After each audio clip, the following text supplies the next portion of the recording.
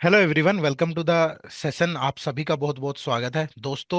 आज का सेशन बड़ा इम्पोर्टेंट है। इम्पोर्टेंट क्यों है? हमारे साथ एक हमारे स्टूडेंट हैं जो जिनका अभी सिलेक्शन हुआ है आरआरबी पीओ 2025 वाले बैच के अंदर। ठीक है, तो ये एक सक्सेस स्टोरी होगी और सक्सेस स्टोरी के पीछे जो हमारा एजेंडा है वो ये है कि हम आप लोगों को बहुत अच्छे तरीके से गाइड कर पाएं।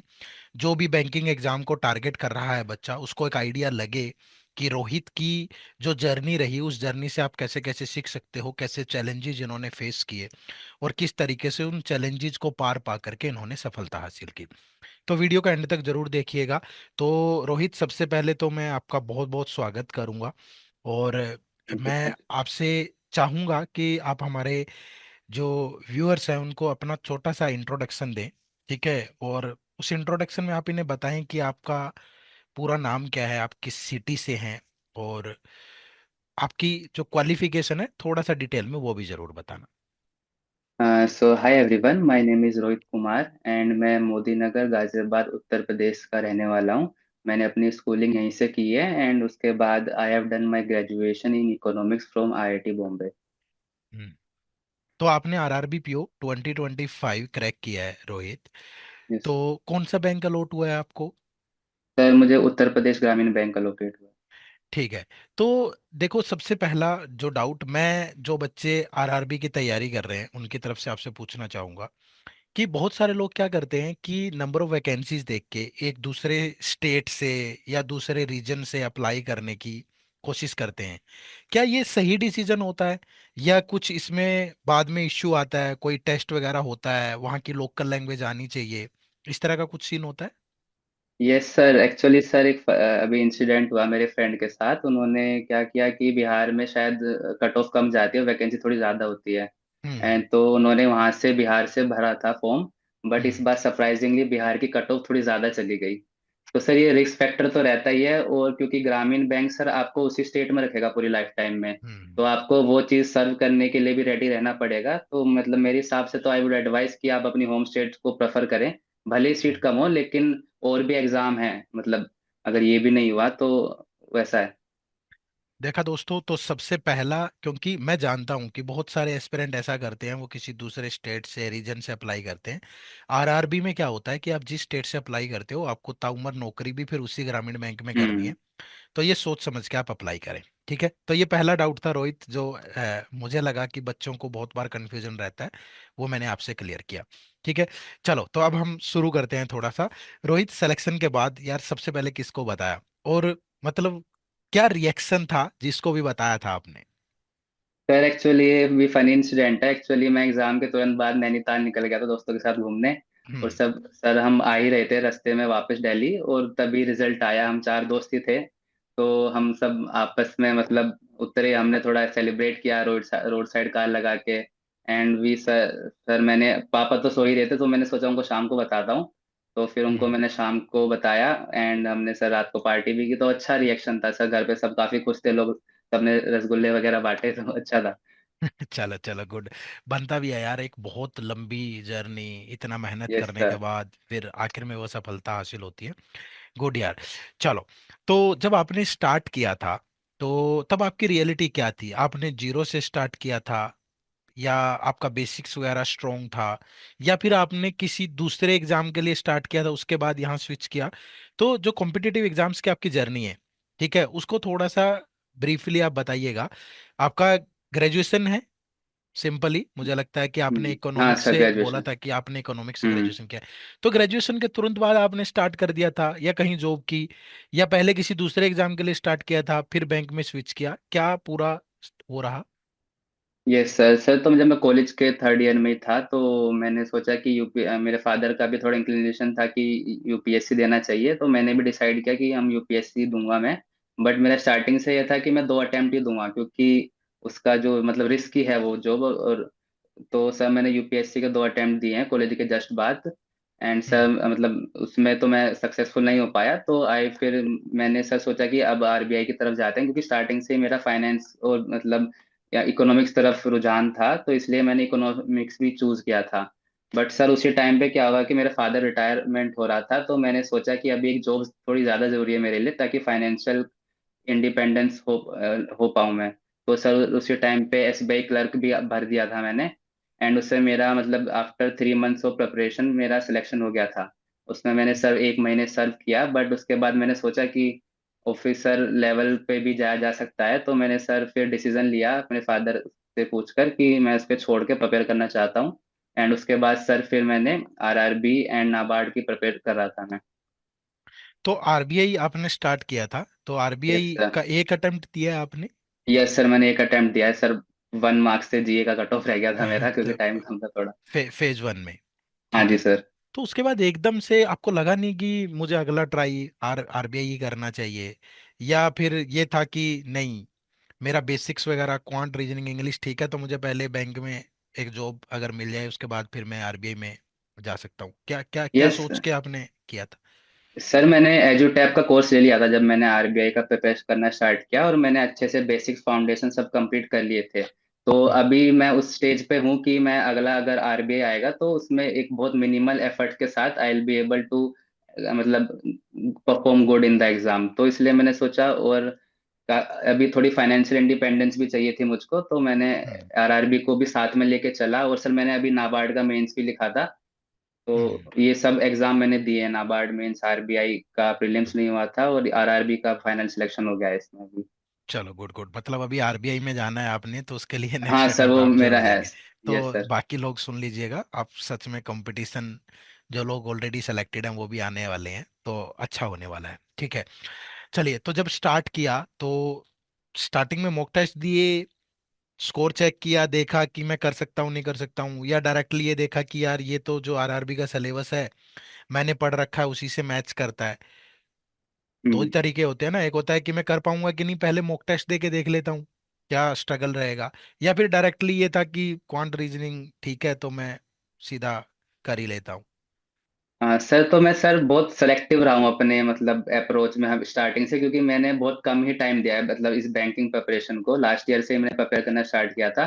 तो मैंने ये था कि कुछ टॉपिक्स तो मैं सर करूंगा ही नहीं, जैसे मुझे प्रोबेबिलिटी बिल्कुल नहीं पसंद, तो वो हम्म। मैंने छुआ भी नहीं है। बट सर बाकी जो आपके मॉड्यूल में मतलब वो बने हुए हैं अलग से सेग्रीगेटेड है पूरे सब्जेक्ट जो है, तो उसको मैंने पहले बेसिक स्ट्रॉन्ग किया, एंड उसके बाद जैस जो भी एग्जाम आया उससे जस्ट 2 हफ्ते पहले उस एग्जाम के मॉक दिए हैं और उनको अच्छे से एनालाइज किया। और अपने मैंने स्ट्रॉन्ग पार्ट्स पर ज्यादा अच्छे तरीके से खेला सर। जैसे मेरा इंग्लिश पार्ट स्ट्रॉन्ग है, तो मैंने उसको किया कि मैं उसमें मतलब 90% मार्क्स तो लेके ही आऊं ऐसा।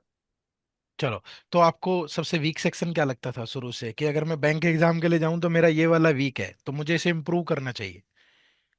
सर मैं वीक तो नहीं बोलूंगा सर मेरे को, लेकिन ऐसा है कि प्रैक्टिस की नीड थी रीजनिंग और रीजनिंग के अंदर, क्योंकि reasoning I hmm. I think ऐसी चीज है कि जो प्रैक्टिस से ही आती है, और उसमें टाइम और एफर्ट लगेगा आपका। बाकी मैथ ये है कि एक बार सीख लिया तो आप कर सकते हो। और जीए रटने का होता है, जीए में मैं अच्छा था और इंग्लिश भी मेरी अच्छी थी, तो रीजनिंग में मैंने काफी एफर्ट्स किए हैं सर। ठीक है, गुड गुड, तो हम सब्जेक्ट वाइज भी बात करेंगे कि क्वांट रीजनिंग इंग्लिश आपने कैसे प्रिपेयर किया है। उससे पहले थोड़ा सा मैं आपसे उन सभी बच्चों के लिए जो सब्जेक्ट से हट के भी कुछ चीजें या डिमोटिवेट फील करते हैं अपने आप को, या सब्जेक्ट से हट के कुछ चीजें जानना चाहते हैं, ठीक है, ऐसा कब लगा था कि मुझे अब बिल्कुल सीरियस प्रिपरेशन करनी है, या डे वन से ही सीरियस थे? सर मैंने एक्चुअली मैं सीरियस तो कभी था ही नहीं, मतलब मैंने स्टडी को ना मतलब 8 घंटे पढ़ना है मेरे को। I was very consistent in my studies.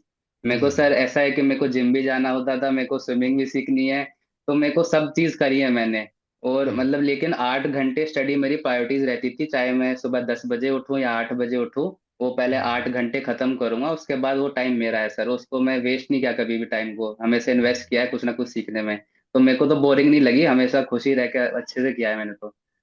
तो ये यही मैं सीख, एडवाइस करूंगा। ये सीख है उन बच्चों के लिए जो नोटिफिकेशन का इंतजार करते रहते हैं, और उसके बाद इतना बर्डन आता है कि आपका जो मेंटल हम्म। बैलेंस है वो पूरा अप डाउन, और बहुत तरह की दिक्कतें आपको आती है। अगर आप कंसिस्टेंसी के साथ, चाहे आप 5 घंटे पढ़ें, 6 घंटे पढ़ें, 8 घंटे पढ़ें, बट अगर आप कंसिस्टेंसी के साथ पढ़ें तो आप इजीली, ना फालतू का बर्डन आएगा और आराम से चीजों को कर सकते यस हैं। सर। ये आपको रोहित से जरूर सीखना चाहिए। वीकेंड पसंद थे या वीकडेज सर मैं ज्यादा? तो वीकेंड पसंद करता हूँ सर, क्योंकि मैं उस वीकेंड पे रहता है कि दोस्तों के साथ शाम को रोज घूमने जाता था। चलो, तो कोई टाइम फिक्स नहीं था कि रात को ही पढ़ना है या सुबह पढ़ना नेवर है या सर। जब मर्जी? सर मैं बहुत कोशिश किया मैंने कि मॉर्निंग पर्सन बनूं, सुबह 5 बजे उठूं, बट वो कभी सक्सेसफुल हो नहीं पाया। तो हम्म। फिर सर मैंने ये किया खुद से प्रॉमिस कि जब भी उठूंगा उसके बाद 8 घंटे मेरी स्टडी आवर्स होने चाहिए और पूरे फोकस होने चाहिए। उसके लिए सर मैंने फॉरेस्ट ऐप यूज किया, 8 घंटे वो क्लॉक किए। उसके बाद मैं नहीं पढ़ता था सर, भले ही मेरा पढ़ने का मन करे बट मैं नहीं पढ़ूंगा, हम्म। क्योंकि मुझे कंसिस्टेंट रखना है अपने आप को। तो वो मैंने प्रॉमिस किया था अपने आप से। वो कंसिस्टेंसी का कोई होता होगा ना, कि अंदर से एक आग है, या कोई चीज तो ऐसी होगी जो पुश करती थी कि नहीं यार करना ही है। ऐसा सर कौन सी मैं हुक थी एक, जो अंदर से पंजा मारती थी कि भैया 8 घंटे देने ही है? तो मैं तो बहुत मतलब फ्रैंकली बोलूंगा, मेरे लिए तो पैसा बहुत जरूरी है। 1 लाख रुपए सैलरी मिल जाए, एक अच्छी सैलरी है, मैं घूम पाऊँ, अपनी फैमिली को देख पाऊँ। तो वो मेरा बहुत मोटिवेशन रहा है स्टार्टिंग से कि अच्छे पैसे हैं बैंकिंग में, और मतलब जॉब चाहिए तभी पैसे मिलेंगे, और उसके लिए सिर्फ पढ़ाई हम्म। करनी है और कुछ तो करना नहीं है। तो वो तो मोटिवेशन था। चलिए चलिए, ये मोटिवेशन बना के रखिएगा, क्योंकि 1 लाख वाली जॉब अभी आपको लेनी है। हाँ सर, यस ठीक सर। है, जरूर। प्रिपरेशन के बीच में कभी तो ऐसा होता होगा कि कुछ ना कुछ डिस्ट्रैक्शन आती हैं, ठीक है? तो वो डिस्ट्रैक्शंस को किस तरीके से कट किया? पहली बात तो वो कौन सी डिस्ट्रैक्शन थी जो आपको लगा कि यार ये मेरी कंसिस्टेंसी को ब्रेक कर सकती है, और उसको फिर किस तरीके से आपने अवॉइड किया या कट किया? सर डिस्ट्रैक्शन तो सर मैं स्टार्टिंग में थोड़ा फोकस्ड ही हूँ, जैसा मैं बोल रहा हूँ। बट ऐसा है कि कभी कभी किसी फंक्शन में जाना हो, किसी ट्रिप में जाना हो सर, तो वो उसको बोलने में थोड़ा वो तो लगता है कि बुरा लगता है कि नहीं जा पा रहे। But I hmm. गेस मैंने एग्जाम से 2 महीने पहले मैं बहुत स्ट्रिक्ट हो जाता था अपने आप पे, वरना उससे पहले मैं गया हूँ सर अच्छे से। क्योंकि सर अगर आप एक हफ्ते में अगर मतलब 40 घंटे भी पढ़ रहे हो ना, तो आपके पास बैक ऑफ द माइंड एक वो रहता है कि हाँ मैं पढ़ चुका हूँ, नाउ आई कैन थोड़ा घूम सकता हूँ या कहीं जाना हम्म। हो नहीं जाना हो। बाकी मैं फोन तो नहीं यूज करता था सर। मेरा रोज का 5 मिनट का इंस्टाग्राम था, मैंने टाइमर लगा रखा था, 5 मिनट से ज्यादा नहीं देखना, तो बस वो ठीक है, 5 मिनट में देख के खत्म किया, ऐसा तो था। ये सलाह उन सभी लोगों के लिए जो अपने दोस्तों को मना नहीं कर पाते हैं। दोस्तों, आप अपनी पढ़ाई को, अपनी स्टडी को प्रायोरिटी दें। उसके बाद दूसरी चीजें करिएगा, मौज मस्ती भी जरूरी है, ठीक है? क्योंकि उससे भी जो एनर्जी है वो थोड़ा सा 4 गुना होकर ही लौटती है, मैं इतना हाँ बोलूंगा। सर। लेकिन वो तभी है जब आप किसी चीज से थक जाओ, आप कर ही नहीं रहे हो, ठीक है? हाँ आप हाँ। लगातार कुछ कर रहे हो, थक जाओ, फिर ब्रेक ले लो, फिर उसके बाद डबल 4 गुना एनर्जी के साथ वापस आइएगा, यस सर, ठीक है? एग्जैक्टली। और दोस्तों को थोड़ा इधर उधर ट्रिप के लिए ना कहना भी सीखिएगा, वरना फिर वो सेलेक्ट हो जाएंगे, आप नहीं होंगे, और वो ट्रिप पे जाते रहेंगे और आप घर बैठे रहेंगे, ठीक है? जस्ट चलिए। हाँ। ऐसा ही होता है मोस्टली लोगों के साथ। चलो, तो अब हम थोड़ा सा सब्जेक्ट स्पेसिफिक बात करते हैं, ठीक है? तो सबसे पहले आरआरबी के अंदर पीओ में दो ही सब्जेक्ट हैं, क्वांट और रीजनिंग। हम्म। तो क्वांट और रीजनिंग में क्या लगता था आपको? सबसे पहले अगर मैं क्वांट की बात करूं, पहला ब्रेक थ्रू किस टॉपिक से आया, या कौन से टॉपिक से आया? एक सिंगल टॉपिक की बात नहीं है कि यार ये तो मैं, कि आरआरबी का मैंने सिलेबस देखा है, आरआरबी का मैंने पीवाईक्यू देखा है, कि ये तो मैं कर ही लूंगा बहुत आराम से। तो कौन से टॉपिक्स थे ऐसे जो ये लगता था कि ये तो यार बिल्कुल केक वॉक है मेरे लिए? सर जैसे क्वांट की बात करूं तो उसका मिसलेनियस सेक्शन जो था वो तो बहुत, मतलब आपकी वीडियो से सीखा है मैंने। वो टेक्निक्स जो आपने सिखाई है बहुत केक वॉक थी, मतलब सिलोगिज्म वगैरह सब 15 सेकंड 20 सेकंड में हो जा रहे थे। क्योंकि आरआरबी पीओ का लेवल बहुत मतलब इजियर साइड पे रहता है, इसमें आपको मार्क्स ज्यादा स्कोर करने होते हैं, तो ये हम्म। स्पीड का एक गेम बन जाता है। तो सर वो तो इजीली हो पा रहा था। बाकी रीजनिंग की मैंने प्रैक्टिस की थी सर, मतलब जितने भी मॉक टेस्ट है सबको लगाता था, उसको बैठ के बाद में टाइमर लगा के मैंने सोल्व किया है अच्छे से। और फिर स्पीड मैथ, अर्थमेटिक और डीआई, तीन यस सेक्शन सर। है। तीनों में से आपका फेवरेट कौन सा है, कि यहाँ ज्यादा ठोकते थे आप? सर स्पीड मैथ और अरिथमेटिक मेरा, मतलब लोग ज्यादा मैंने देखा है कि अरिथमेटिक से डरते हैं, बट वो मेरा पता नहीं स्टार्टिंग से थोड़ा स्ट्रोंग पार्ट रहा है। और डीआई से मैं थोड़ा डरता था, अभी भी डरता ही हूँ, क्योंकि मेरी आई गेस स्पीड थोड़ी कम है उन कैलकुलेशन वाली चीजों में। बट अरिथमेटिक की जो कॉन्सेप्ट है वो मेरे बहुत क्लियर है, तो उन चीजों को मैं बना पाता था अच्छे से टाइमली मैनर में। तो मेरा तो वही सीक्वेंस था। प्रीलिम्स में क्या स्कोर रहा है आपका? सर प्रीलिम्स में मेरा 57 मार्क्स का था। स्कोर रहा है आपका आउट ऑफ हम्म। 80 दोस्तों, और यस कितना सर। कट ऑफ कितना था आपका? कट ऑफ सर 54 था। तो 54 था और इनका 57 समथिंग है। तो मतलब कट ऑफ से थोड़ा सा ही ज्यादा है, बट हाँ। प्रीलिम्स में एक चैलेंज होता है, ठीक है? और प्रीलिम्स के मार्क्स फाइनली ऐड भी नहीं होते हैं, तो वो एक हर्डल आपको क्रॉस करनी होती है, ठीक है? क्वांट में ऐसा कुछ लगता था कि यार अगर ये चीज ठीक कर लूं, या ये चीज ठीक करने के बाद स्कोर को आपको आप बूस्ट कर पाए हों। डीआई तो आपने बोला कि ये चैलेंज था, डीआई के हम्म। अलावा भी कुछ था, या डीआई में भी आपने कुछ ऐसा किया कि उसके बाद पहले नहीं बन रहे थे, उसके बाद डीआई भी बनने शुरू हुए? हाँ सर, मेरी स्ट्रेटेजी थी सर स्टार्टिंग से कि अगर कोई भी टॉपिक नहीं आ रहा है, तो मतलब मेरे कोचिंग में सर बोलते थे कि कुछ नहीं आ रहा तो उसके 500 क्वेश्चन लगा दो। उसके बाद हम्म। जो तुम में कॉन्फिडेंस आएगा आप किसी भी चीज को कर सकते हो। तो सर मैंने वही किया, मैंने डीआई उठाई, यूट्यूब पे डीआई जितनी भी मैराथन थी सब लगाने लग गया, और फिर धीरे धीरे अपने जो वीक टॉपिक है उनको भी एटलीस्ट एवरेज लेवल तक तो लेकर आया, क्योंकि आरआरबी जैसे एग्जाम में आपकी कट ऑफ 80 में से 50 प्लस ही जा रही है, तो आपके पास कुछ चीज छोड़ने का तो स्कोप बनता ही नहीं है। आपको हम्म। मैक्सिमम अटेम्प्ट करना है, तो आपको हर चीज एटलीस्ट एवरेज लेवल पे आनी चाहिए, बाकी चीज स्ट्रोंग होंगी आपकी। वीक हम्म। तो कुछ छोड़ना ही नहीं है आपको, तो वैसा है, जितनी प्रैक्टिस करोगे उतना आएगा।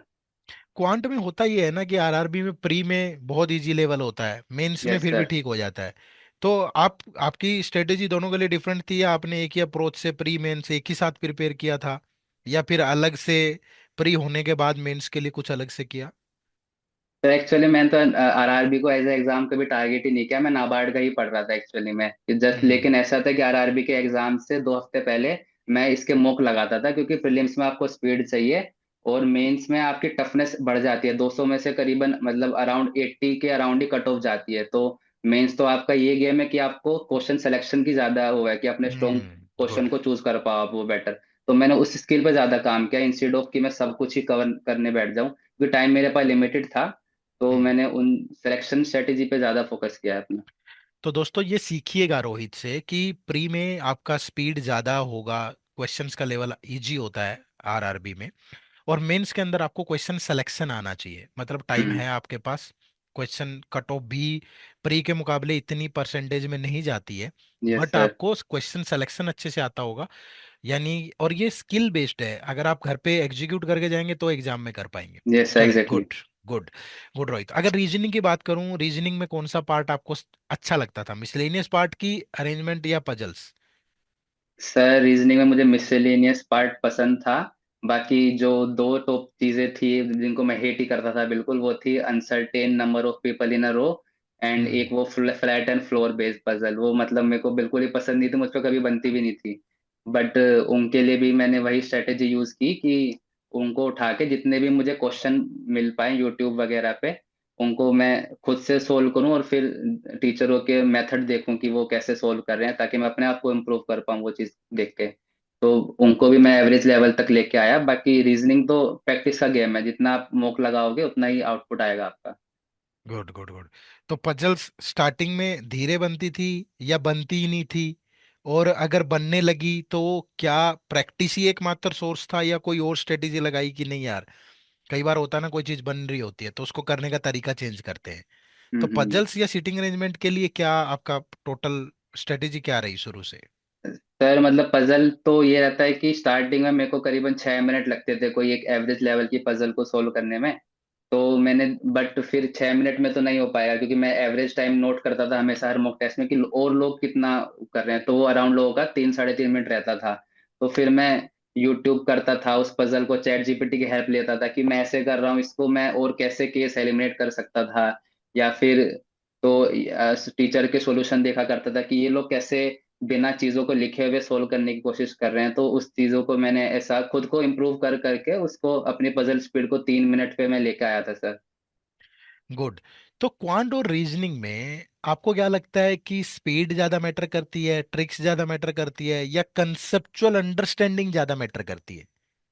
Sir I would go with conceptual understanding, क्योंकि सर मेरे पास बहुत लिमिटेड टाइम था सर, ना तो मैं इतनी प्रैक्टिस कर पा रहा था। और सर आई डोंट थिंक कि ट्रिक आप प्रीलिम्स में तो यूज ले लोगे, बट आप मेंस में फंस जाओगे, क्योंकि मेंस में आते हैं हम्म। कॉम्प्लेक्स सवाल आपके।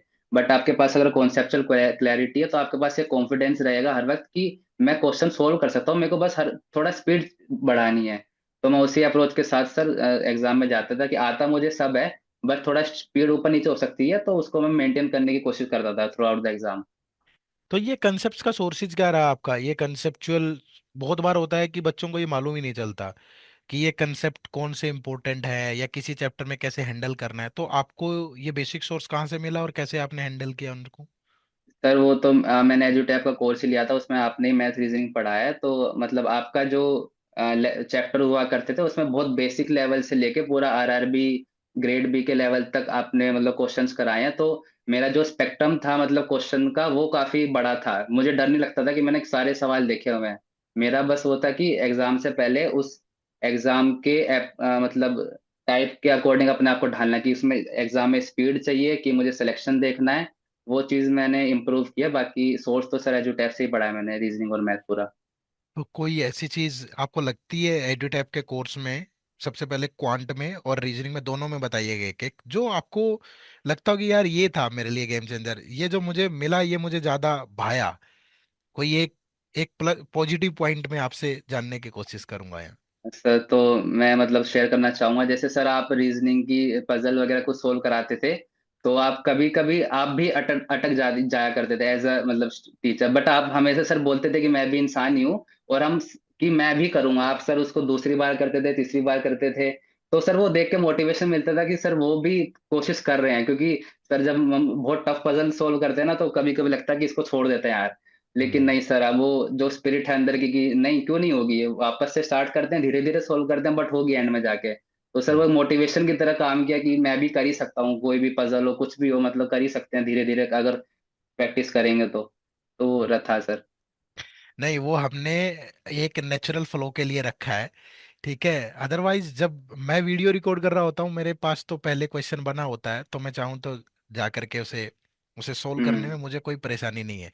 बट हमारा ये होता है कि जब भी हम वीडियो रिकॉर्ड कर रहे होते हैं या आप लोगों के लिए लेके आ रहे होते हैं, कि बच्चे को ये लगे कि यार एक स्टूडेंट के प्रोस्पेक्टिव से उसको क्या चैलेंजेस आ सकते हैं उसमें, यस सर, है ना, एग्जैक्टली। और उसको वो हम्म। कैसे डील करेगा, ये एजेंडा होता है। क्वांट में क्या क्या आप बताना चाहोगे, क्वांट में कौन सी चीज है जो आपको भाई उसमें कि यार ये वाली चीज ने मेरी बड़ी हेल्प करी। सर क्वांट में ये कि सर जो आपने स्पेक्ट्रम मतलब दिया है हमको, कि जैसे कोई भी अगर आपका ये सीपी एसपी सेलिंग प्राइस वगैरह क्वेश्चंस हैं सर, हर एक जो टाइप का क्वेश्चन है वो हर एक क्वेश्चन टच किया गया है। एक दो उसके बेसिक क्वेश्चन होते थे, एक दो उसके एडवांस क्वेश्चन होते थे, तो each and every topic touch किया गया है पूरे कोर्स के अंदर। तो वो एक रिलीफ मिलता था कि सब कुछ पढ़ लिया है, बस की प्रैक्टिस की जरूरत है। तो वो चीज़ सर बहुत अच्छी थी मतलब कोर्स की। चलिए, गुड गुड गुड। तो ये क्वांट रीजनिंग की कहानी होगी रोहित। अगर इंग्लिश की बात करें तो इंग्लिश के लिए एक होता है कि बैंकिंग एग्जाम्स में, चलो आरआरबी में प्री में तो नहीं आता है, बट आपने दूसरे भी एग्जाम्स दिए हैं तो वहां के लिए भी प्रिपेयर किया ही होगा। एक होता है वोकेबलरी वाला सेक्शन, एक होता है कॉम्प्रिहेंशन वाला सेक्शन, और एक ग्रामर वाला सेक्शन। इनमें से कौन सा ऐसा था कि जो आपका ऑलरेडी आपको लगता था कि यार ये तो मेरा अच्छा है, बस इस पे मुझे एफर्ट डालना है। सर मेरा मतलब मेरी रीडिंग्स, इंग्लिश की रीडिंग स्पीड बहुत अच्छी है। मैं को कितना ही बड़ा कॉम्प्रिहेंशन दे दीजिए, मैं उसको बहुत जल्दी पढ़ सकता हूँ। तो वो पता नहीं, मैंने बहुत चीज़ें बुक्स भी पढ़ता था पहले, तो वो चीज़ें हेल्प करी हैं शायद। तो मेरी कॉम्प्रिहेंशन की स्पीड अच्छी थी। बाकी मेरा थोड़ा ग्रामेटिकल पार्ट वीक था इंग्लिश का, क्योंकि मतलब वो बहुत ज़्यादा ही एक्यूरेट ग्रामेटिकल मिस्टेक ढूंढवाते हैं, तो उस चीज़ पे मैंने थोड़ा काम किया। बाकी इंग्लिश तो मेरा स्टार्टिंग से ही थोड़ा अच्छी साइड पे था, तो उस पर मुझे ज़्यादा एफर्ट डालने की जरूरत नहीं पड़ी है सच। Good good. तो उसके आप क्या मानते हो कि जो रीडिंग हैबिट होती है वो एक बच्चे को एग्जाम में हेल्प करती है? Yes sir, definitely sir. मैं तो मूवीज भी 2x पे देखता हूँ इंग्लिश की, मतलब वो जितना जल्दी जल्दी जाए ना, मतलब शायद उसी चीज से पता है मेरी बहुत अच्छी रीडिंग स्पीड हो गई है आई गेस। तो काम करता है। आप ना जितना फास्ट पढ़ने की चीजों को कोशिश करोगे उतना बेटर है। स्लो स्लो समझने की जरूरत नहीं है, आप फटाफट उसको पढ़ो, स्किम करो, and then you can go towards the question, ऐसा है। तो मैं अगला क्वेश्चन यही पूछने वाला था कि आरसी वगैरह में आपकी अप्रोच क्या रहती थी, क्वेश्चन पहले पढ़ते थे, कीवर्ड्स को हाईलाइट करते थे, या स्किमिंग? पर ये आई थिंक क्वेश्चन पे डिपेंड करता था। अगर कॉम्प्रिहेंशन बहुत ज्यादा ही बड़ा है तो उसमें मैं प्रेफर करता था कि पहले सारे क्वेश्चन देख लूं एक बार, और हम्म। फिर कॉम्प्रिहेंशन पढ़ो। बट अगर कॉम्प्रिहेंशन मेरा 2 3 पैराग्राफ का है, तो उसमें क्योंकि मेरे को ज्यादा समय लगता नहीं था पढ़ने में, तो मैं पहले कॉम्प्रिहेंशन पढ़ लेता था, फिर क्वेश्चन पे जाया करता था। तो ये हम्म। मेरी अप्रोच थी उसको। तो वकैब वगैरह कैसे भी की, क्योंकि वकैब पे काफी क्वेश्चन आते हैं, तो वो स्टार्टिंग से ही अच्छी थी या डेली का कोई होता था कि इतने वर्ड करने हैं, या कोई रिवीजन साइकिल ऐसा था, कुछ एग्जैक्ट प्लान बताओ बच्चों को। सर वो कैब के लिए तो आई थिंक वो तो उसको आप कभी कंप्लीट कर ही नहीं पाओगे आई गेस। बट तो ये है कि आप जितना इंग्लिश की चीजें पढ़ोगे या आपके आंखों के आगे से गुजरेगी, और बाकी आपकी एक हैबिट बन जाती है कि कोई शब्द है वो थोड़ा नेगेटिव साउंड कर रहा है। मैं जैसे आपके पास 4 ऑप्शन है, तो आपको देख के ही नजर आएगा कि इनमें से 3 शब्द जो है थोड़े पॉजिटिव साउंड कर रहे हैं, एक नेगेटिव है। तो आपको हिंट देगा कि हाँ ये आंसर हो सकता है। तो सर मैं तो उसी कॉन्सेप्ट से ही क्वेश्चन सोल्व किया करता था, वो कैब वगैरह के जो है। चलिए, रोहित की इंग्लिश स्टार्टिंग से ही अच्छी है थोड़ी सी, तो उनको थोड़ा कम एफर्ट लगा, बट बाकी लोग प्लीज ग्रामर, वोकेबलरी और अपनी रीडिंग पावर को थोड़ा स्ट्रोंग करिएगा। हम्म। रीडिंग हैबिट बनाइएगा, तभी आप बैंकिंग एग्जाम में अच्छा कर पाएंगे। Yes sir. ठीक है। अब अगला सब्जेक्ट जो आता है, जीए। तो जीए बहुत सारे बच्चे तब प्रिपेयर करते हैं जब प्रीलिम्स का रिजल्ट आ जाता है।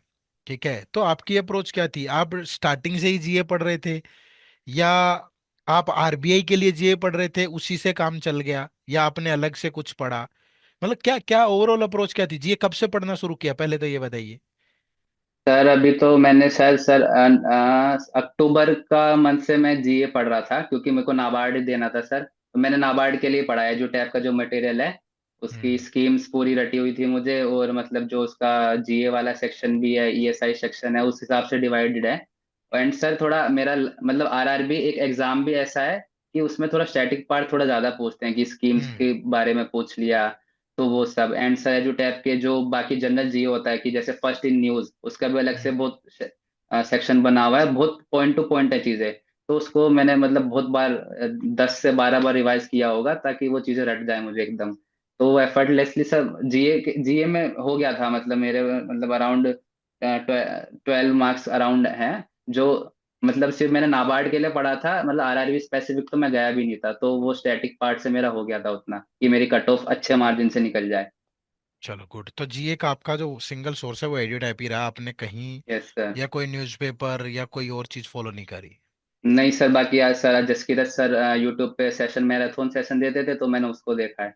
गुरकीरत सर हमारे हाँ जो सर। जीए के मेंटोर हैं वो सेशन लेते हैं। हम्म। चलो गुड। तो जीए में आपने मतलब कोई पहले भी नहीं पढ़ा, बस ऑलरेडी आप दूसरे एग्जाम्स के लिए पढ़ रहे थे, वही वाली चीजें यस सर। आपको वहां पे हेल्प कर गई। हम्म। और आरआरबी के अंदर स्टैटिक वाला पार्ट थोड़ा होता है, और जनरल हम्म। क्वेश्चन ज्यादा होते हैं। अगर मैं बात करूं आईबीपीएस या एसबीआई में, तो वहाँ आरबीआई के सर्कुलर से या फाइनेंशियल अवेयरनेस से थोड़ी ज्यादा क्वेश्चन होते हैं, बट आरआरबी में वो पोर्शन कम होता है। गुड। तो ये सब्जेक्ट वाइज बात हो गई रोहित, और एक सब्जेक्ट कंप्यूटर भी आता है ना? तो यस सर। कंप्यूटर अच्छा था स्टार्टिंग से ही, या अलग से आरआरबी के लिए कुछ मेहनत करी? और क्या लेवल होता है कंप्यूटर का? बहुत सारे बच्चे जानना चाहेंगे कि कंप्यूटर वो किस लेवल पे पढ़े।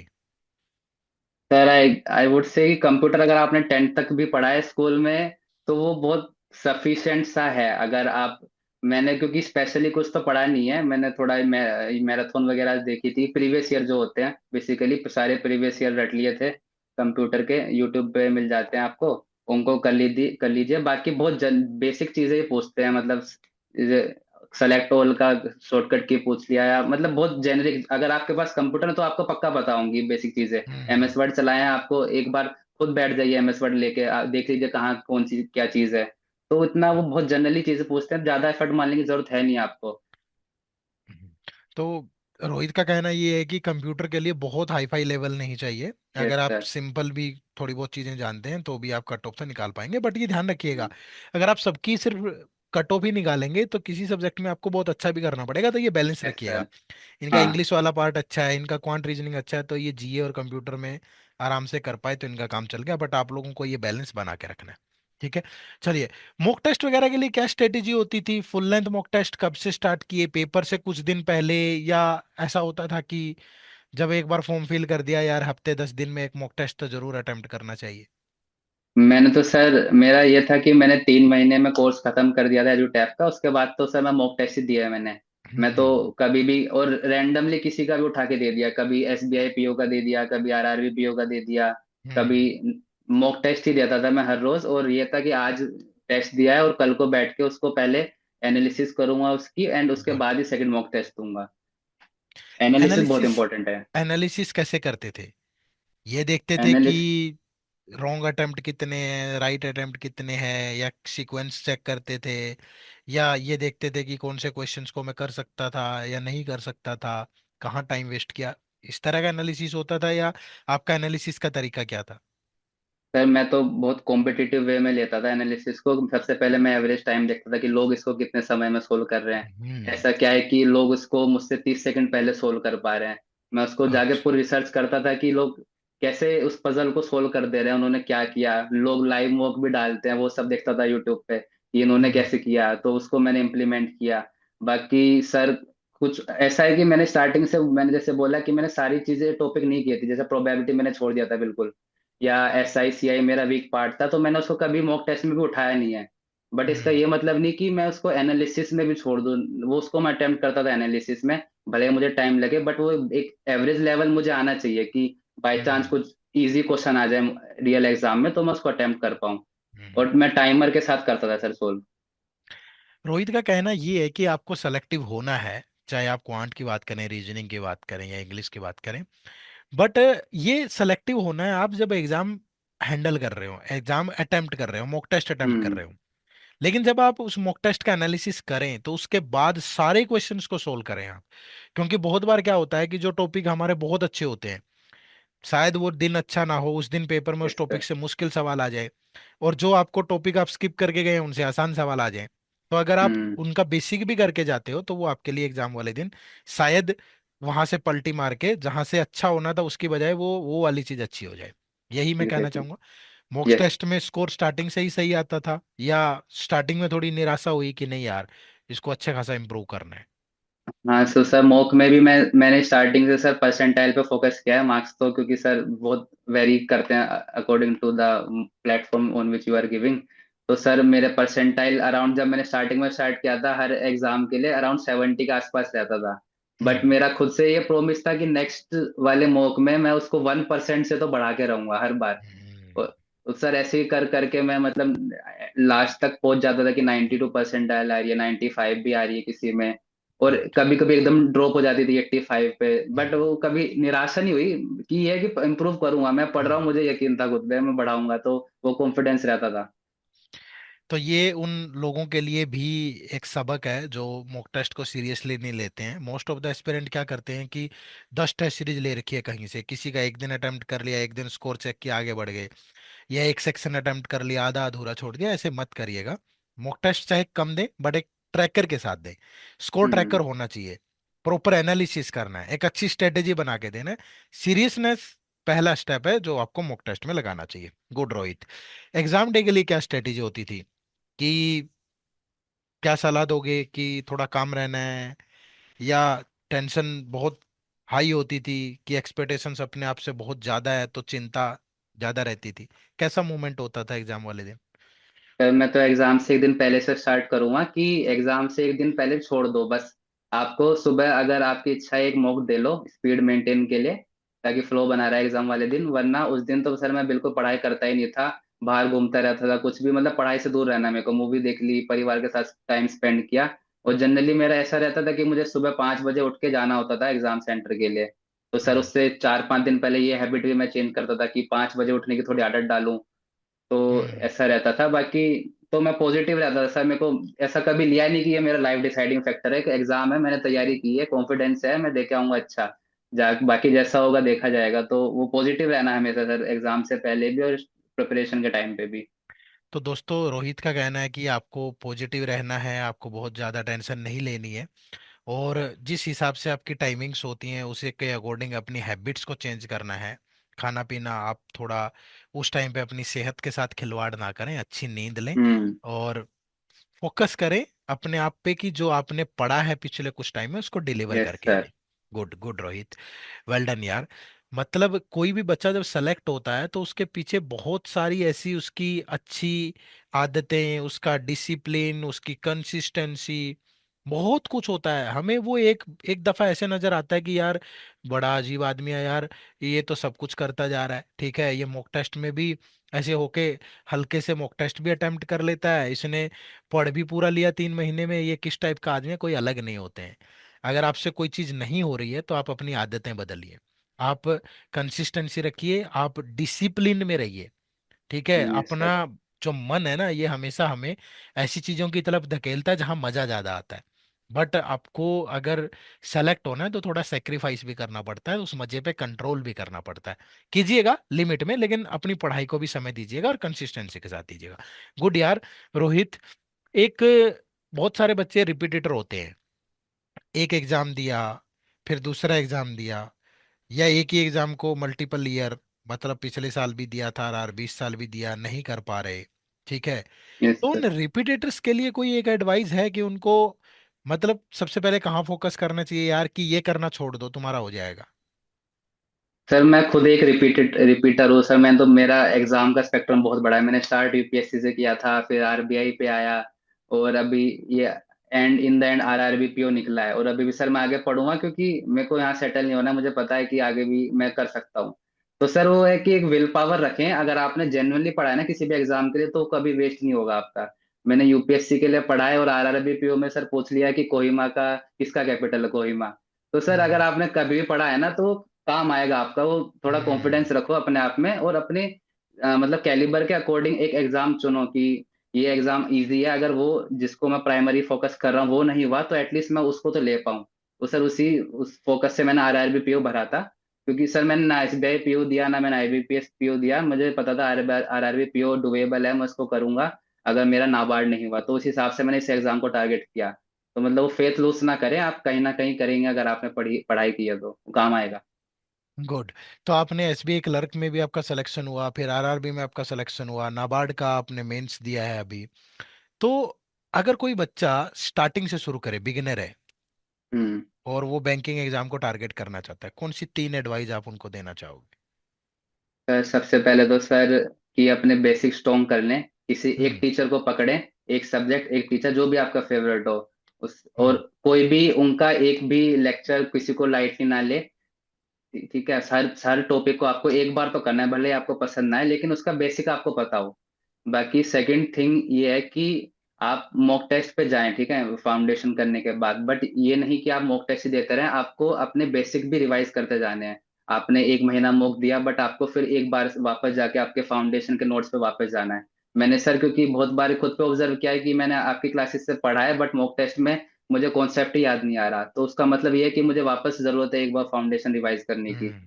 तो अपना फाउंडेशन भी साथ साथ रिवाइज करते हुए चले। और थर्ड वो है कि जीए से डरे ना बिल्कुल भी, ठीक है। जीए एक बहुत स्कोरिंग सेक्शन है। अगर आप उसको डेली पढ़ते हैं सुबह तो। उठ के 2 घंटा दे दे, बस सुबह 2 घंटा डेली के आपके कंसिस्टेंट हैं, तो आपको उससे बिल्कुल डर नहीं लगेगा। और मैंने जैसे पीडीएफ स्टार्टिंग से थोड़ी प्रेफर किया है, क्योंकि उसमें मैं ज्यादा तेजी से रिवाइज कर सकता हूँ, चीजों को देख सकता हूँ। तो वो है कि जीए स्टार्टिंग से थोड़ा स्ट्रोंग रखें। एग्जाम से 4 महीने पहले का इनफ है। अगर एक एवरेज अबोव एवरेज मार्क्स ला देगा आपके, अगर 4 महीने तक आप करोगे। बट वो बहुत रटे हुए होने चाहिए आपको, मल्टीपल बहुत रिवीजन बहुत के अच्छे साथ। होने। ठीक है। गुड। आपके फेवरेट टीचर का नाम पूछना चाहूंगा? सर वो एक्सेप्ट तो में। आप अरे नहीं नहीं, ये अपने मुंह में मिट्ठू वाली तारीफ वाली बात हो जाएगी। बट मैं ये कोई उस मैनर में बात नहीं कर रहा हूँ दोस्तों। क्वांट, रीजनिंग, इंग्लिश, जीए रोहित ने एडुटैप के कोर्स से प्रिपेयर की है। तो आप ये मत सोचिएगा कि हम किसी तरह की प्रमोशन कर रहे हैं, इस तरीके से नहीं। हमने पहले जब भी हम ये सेशन प्लान कर रहे थे, तो मैंने रोहित को बोला था कि हमें उन चीज़ों पे बात करनी है जिससे एक बच्चे को सही गाइडेंस मिल पाए। हमें यस सर। किसी मार्केटिंग पर्पज से ये आई एम, अगर मैं गलत नहीं हूँ रोहित, हमारी यही बात हुई थी। और हम इसको बिल्कुल एक, वो बोलते हैं ना, रो फॉर्म में इस सेशन को रिकॉर्ड कर रहे हैं आप लोगों के लिए। गुड।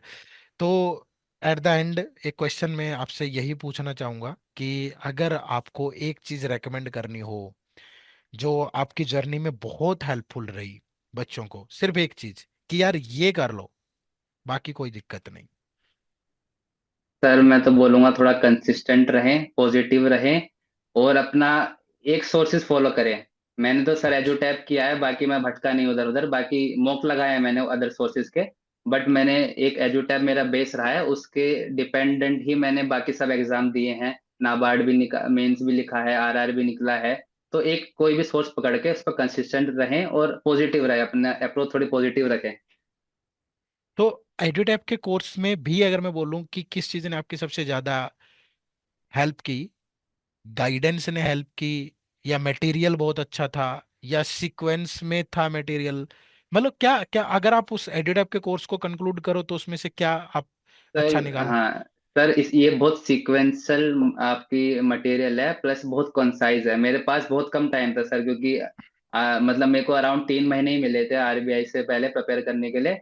तो उसी 3 महीने में मैंने पूरा क्वांट रीजनिंग जितना हो सकता था कंप्लीट किया है। तो बहुत कंसाइज मैनर में, बहुत बेसिक से लेके एक ही वीडियो में सर बहुत एडवांस आरबीआई तक के लेवल पे गए हैं हम उसमें।